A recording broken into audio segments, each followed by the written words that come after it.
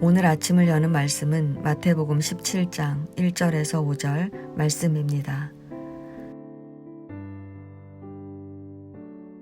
엿새 후에 예수께서 베드로와 야고보와 그 형제 요한을 데리시고 따로 높은 산에 올라가셨더니 그들 앞에서 변형되사 그 얼굴이 해같이 빛나며 옷이 빛과 같이 휘어졌더라.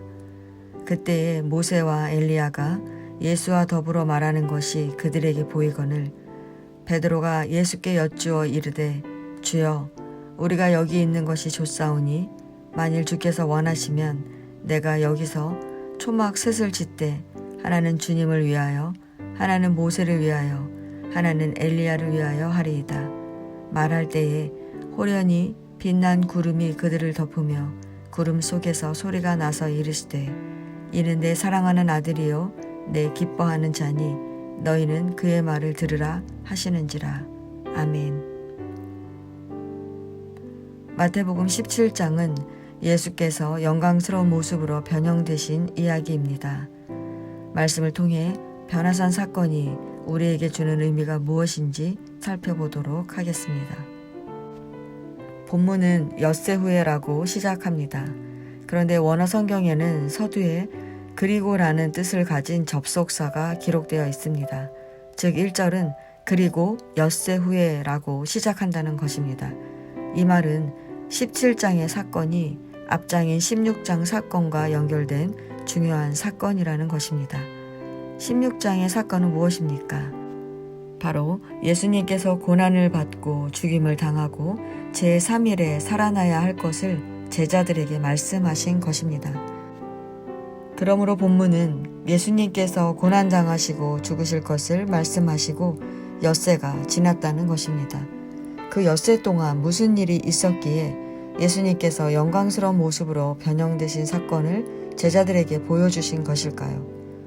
사실 제자들은 예수님께서 고난당하시고 죽으셨다가 살아나신다는 말씀을 듣고 매우 혼란스러웠습니다. 왜냐하면 그들에게 예수님은 죽으면 안 되는 존재이기 때문입니다. 제자들은 예수님께서 병자를 고치시고 이적을 행하시는 것을 보면서 예수님께서 로마의 압제 속에 고통당하는 자신들을 구원해 주실 것이라고 믿었습니다.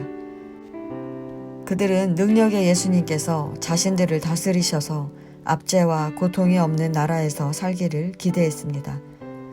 그런데 예수님께서 고난당하시고 죽는다고 하시니 얼마나 암담했겠습니까?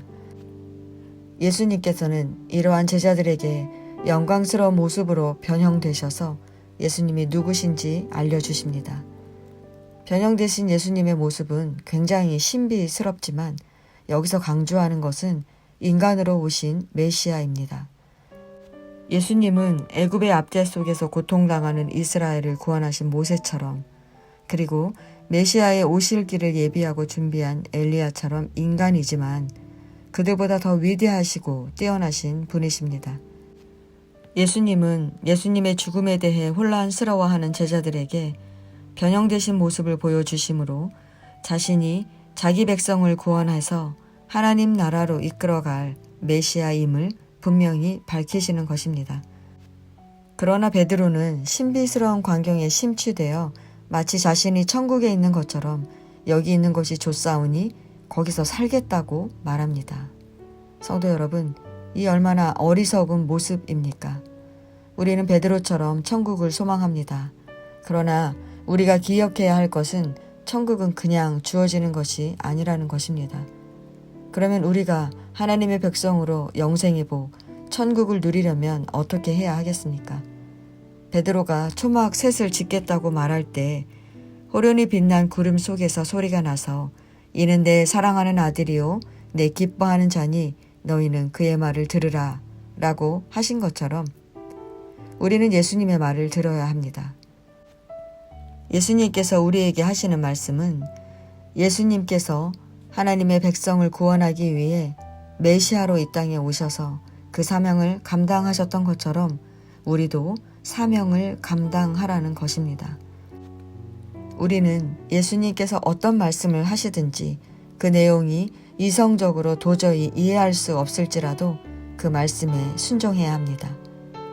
그 길이 고난을 지나가야 하고 때로 목숨을 내놓아야 하더라도 우리는 예수님의 말씀을 들어야 합니다.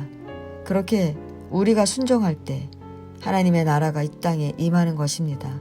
그것이 우리가 이 땅에서 천국의 삶을 사는 것이며 동시에 영생을 얻는 길입니다. 우리가 이렇게 사명을 감당하려면 먼저 예수님의 말씀을 믿어야 합니다.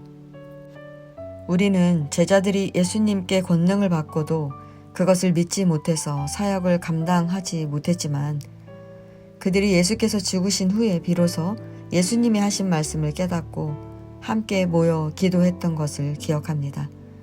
그들이 이렇게 예수님의 말씀을 믿고 함께 모여 기도할 때 성령을 받게 되고 그 힘으로 땅끝까지 나아가는 증인의 삶을 살았던 것을 압니다.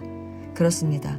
사명은 우리의 힘으로 감당하는 것이 아니라 우리가 믿음으로 믿고 나아갈 때 성령께서 감당하게 해 주시는 것입니다. 그러므로 우리는 어려워도 고통스러워도 그래도 사명의 길을 걸어가야만 합니다. 성도 여러분, 이 시간 우리 자신을 돌아보기 원합니다. 우리는 하나님과 깊은 교제가 없는 예배를 드리며 내가 감당해야 할 사명을 내일로 미루며 살아가고 있지는 않습니까? 우리는 더 이상 여기 있는 것이 좋사오니 라며 고통 없는 평안만을 추구하며 살아서는 안 됩니다. 우리는 예수님처럼 자기의 목숨을 내어주더라도 두려워하지 말고 우리가 감당해야 할 사명의 길을 담대하게 걸어가야 합니다. 우리는 그 길을 걸어가는 동안 함께 하시는 주님 때문에 행복할 것이고 마침내 우리가 그토록 소망하는 천국에 이를 것입니다. 그러므로 오늘도 두려워하지 말고 우리 각자에게 맡겨주신 사명의 길을 걸으며 천국의 삶을 누리는 저와 여러분 되시기를 소망합니다.